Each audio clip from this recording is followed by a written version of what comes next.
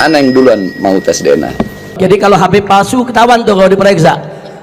DNA Nabi kemana, DNA-nya kemana ya kawan? Berani nggak tes DNA? Berani nggak tes DNA? Berani nggak tes DNA?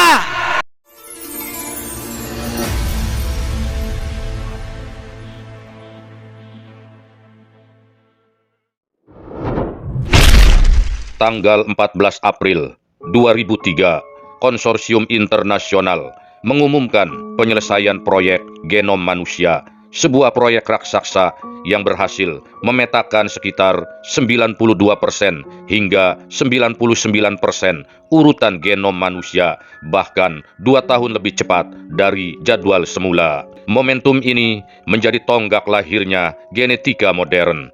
Secara keseluruhan, pengetahuan tentang DNA telah merevolusi cara manusia menangani penyakit, menyelesaikan kasus kriminal, hingga mengelola sumber daya hayati. Lebih spesifik, DNA berperan besar dalam dunia forensik dan identifikasi. Sebut saja DNA fingerprinting yang digunakan untuk menganalisis urutan DNA unik pada setiap individu guna mengidentifikasi tersangka kejahatan dari sampel darah, rambut, atau air liur. Di bagian ini pula dikenal istilah tes paternitas yang lebih berfokus pada upaya tes DNA untuk menentukan hubungan biologis antara orang tua dan anak. Dan kita akan fokus pada tes paternitas ini. Pertanyaan dasarnya adalah bagaimana menentukan haplogrup DNA Nabi Muhammad Sallallahu Alaihi Wasallam sehingga bisa menjadi dasar ilmiah untuk menilai keabsahan siapa saja yang berani mengklaim bernasab kepada beliau. Dalam genetika populasi, terdapat penanda yang relatif stabil dan diturunkan melalui garis ayah, dikenal sebagai haplogrup kromosom Y. Ia tidak berbicara tentang kehormatan, apalagi keimanan. Ia hanya mencatat jejak biologis, sunyi, netral, dan tak bisa diajak bernegosiasi. Di dunia keilmuan, keturunan Nabi Muhammad Sallallahu Alaihi Wasallam dan Bani Quraisy secara konsisten dikaitkan dengan haplogrup J, khususnya cabang J1 yang memang dominan di Jazirah Arab dan lingkungan historis Quraisy. Ini bukan klaim teologis, melainkan temuan yang berulang dalam kajian genetika populasi Timur Tengah.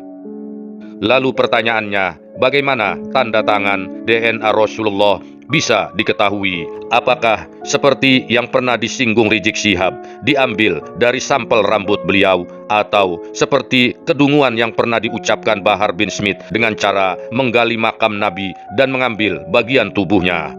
Tentu saja, kedua alternatif itu sangat mustahil dilakukan. Meskipun potongan rambut Rasulullah disebut masih ada, namun mustahil ada otoritas dunia Islam yang berani memberikan izin menjadikannya sebagai sampel tes DNA.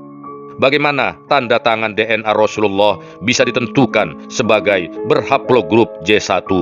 Dan bagaimana pula keturunan beliau mewarisi haplogrup serupa, padahal YDNA ditentukan dari garis ayah, sementara seluruh anak laki-laki Rasulullah wafat sebelum dewasa dan tidak ada yang berkeluarga.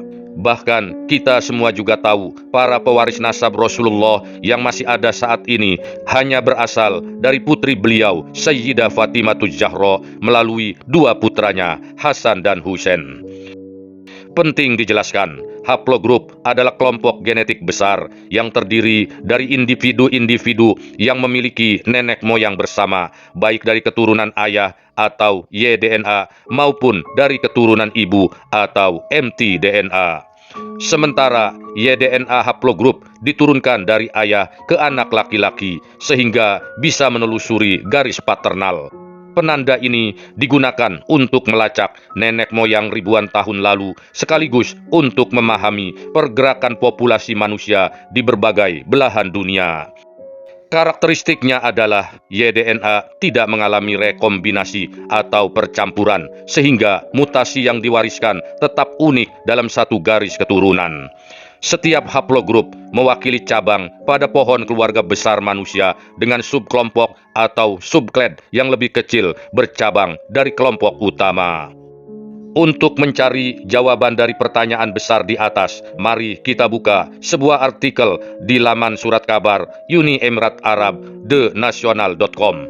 Artikel ini menyoroti penelitian terbaru dari Family Tree DNA dengan sangat jelas. Berikut salah satu kutipannya yang diterjemahkan ke dalam bahasa Indonesia. DNA dapat menjelaskan garis keturunan Islam, membahas penelitian yang telah berupaya menjelaskan tanda tangan YDNA Nabi Muhammad Sallallahu Alaihi Wasallam. Meskipun Nabi Muhammad tidak memiliki anak laki-laki, beliau memiliki seorang putri yang menikah dengan sepupu kedua dari pihak ayahnya, sehingga mewariskan YDNA yang sama kepada cucu Nabi Muhammad Sallallahu Alaihi Wasallam. Dari artikel tersebut juga diperoleh penjelasan berikut. Selama hampir 1600 tahun, gelar Syarif, Sayyid atau Habib telah diberikan kepada umat Islam yang mampu menelusuri akar keturunan mereka hingga Nabi Muhammad melalui silsilah keluarga yang rumit, sejarah lisan, dan catatan genealogi. Namun kini, sebuah laboratorium DNA di Amerika mengatakan bahwa mereka mungkin telah mengidentifikasi tanda DNA keturunan Nabi Muhammad dan mungkin membuka prospek cara yang lebih langsung dan akurat untuk mengkonfirmasi atau mengidentifikasi hubungan tersebut. Perlu dicatat, selama ratusan tahun, bahkan lebih dari 1000 tahun, sumber autentikasi nasab hanya bertumpu pada tradisi lisan, ditambah catatan yang mereka anggap akurat. Namun, dari berbagai manuskrip yang ada, nyaris tak ada satupun yang memiliki autentikasi langsung dari sumber awalnya, yakni Hasan dan Husain sebagai cucu langsung Nabi Muhammad Sallallahu Alaihi Wasallam. Kesimpulannya, tidak akan pernah terbukti 100% bahwa suatu klan benar-benar keturunan Nabi Sallallahu Alaihi Wasallam. Dan tentu saja, seperti yang diketahui oleh para ahli nasab, hampir tidak ada kesimpulan tentang leluhur yang bisa terbukti 100%, terutama ketika kesimpulan itu setidaknya sebagian didasarkan pada catatan lisan dan tulisan. Terlebih bila manuskrip tersebut belum ditahkik, belum diverifikasi, dan belum disandingkan dengan data sebanding. Dari titik rapuh inilah lahir sebuah langkah besar, yakni proyek DNA Syarif di Family Tree DNA. Dan perlu digarisbawahi, proyek ini bukan proyek sembarangan, bukan pula proyek orang iseng. Ada dukungan dari pihak-pihak yang mempunyai kepentingan sejarah, martabat, bahkan legitimasi politik. Di balik tahta kerajaan Yordania misalnya, mengalir darah Bani Qatadah, nama yang terverifikasi secara nasab, sejarah, dan kini bahkan secara genetik sebagai keturunan Hasan bin Ali bin Abi Thalib. Lalu di Afrika Utara, sejak abad ke-17, Maroko diperintah oleh dinasti yang berasal dari keturunan Nabi Muhammad Sallallahu Alaihi Wasallam, juga melalui garis keturunan Hasan. Klaim keturunan Nabi dalam sejarah kerajaan Maroko bahkan tercatat pada dinasti-dinasti sebelumnya, seperti dinasti Sa'adi dan pemerintahan awal Maulai Idris pada tahun 788 Masehi. Dua keluarga kerajaan inilah yang memiliki jasa dan andil besar dalam dukungan terhadap proyek DNA Syarif di Family Tree DNA.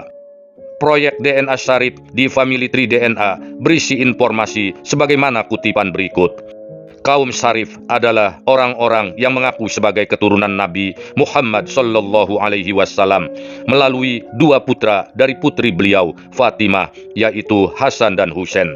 Keturunan Hasan dan Husain, putra Ali bin Abi Thalib, tersebar di seluruh dunia, khususnya di dunia Muslim, dari Indonesia hingga Maroko. Sebenarnya ada ratusan ribu yang mengaku sebagai Syarif. Beberapa di antara mereka memiliki banyak dokumen silsilah yang diwariskan dari ayah ke anak dan berisi banyak data tentang pohon silsilah. Dari proyek inilah tanda tangan DNA Nabi Sallallahu Alaihi Wasallam ditetapkan sebagai haplogrup J1. Terkait kesimpulan tersebut dijelaskan sebagai berikut.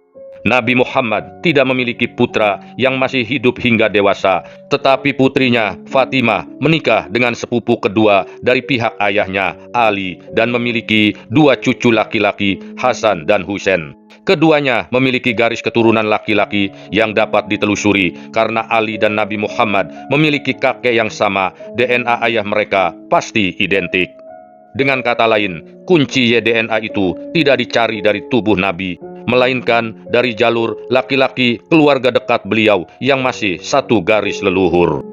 Hari ini kita tahu klan Ba'alawi yang mengklaim sebagai juriah Nabi ternyata berhaplogrup G, dan dari sinilah ironi itu berdiri telanjang.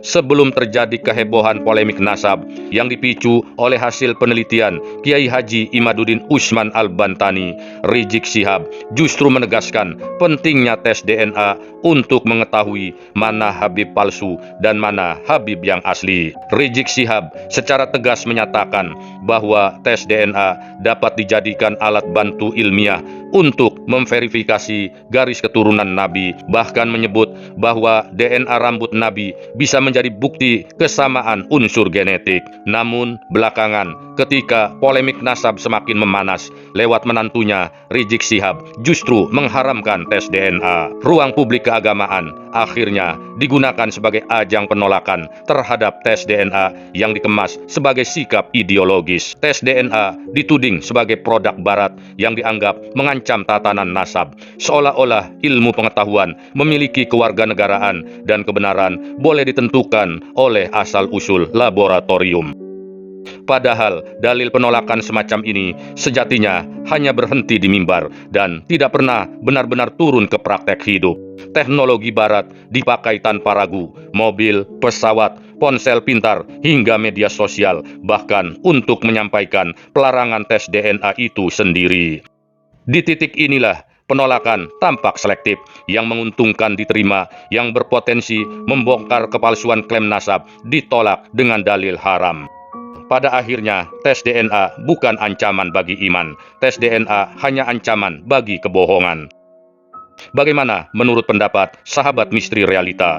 Tulis di kolom komentar. Jangan lupa like dan subscribe. Terima kasih sudah menonton. Sampai jumpa. Wassalamualaikum warahmatullahi wabarakatuh.